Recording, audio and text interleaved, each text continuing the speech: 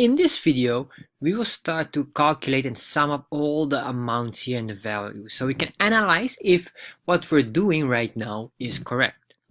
So let me show you exactly where we are and what we've done so far. First of all, we created a purchase tab and we have our stock control tab. So in this tab, you can see all the quantities and the amounts in values. So you can see this is our purchase amount.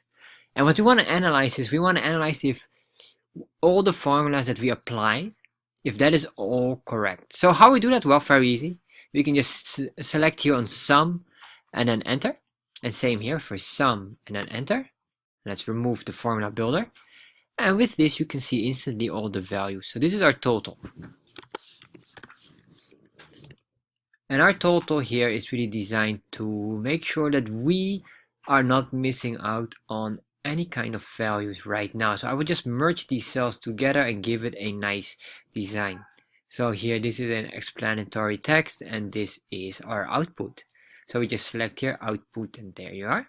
So that looks nice. Just put in here a nice border so that it is very consistent.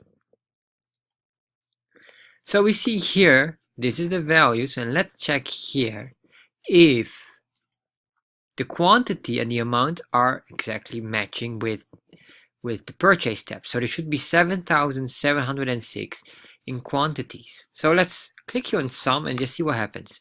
7,706. That's correct. The next one is here the sum, and then we do here the total amount, and it's $3,380. You can see this is all correct. All right. So now we did this.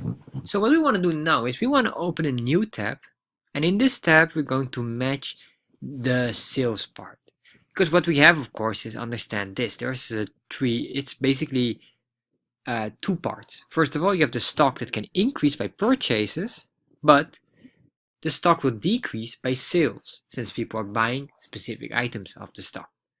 So that's what we're going to do in the next video.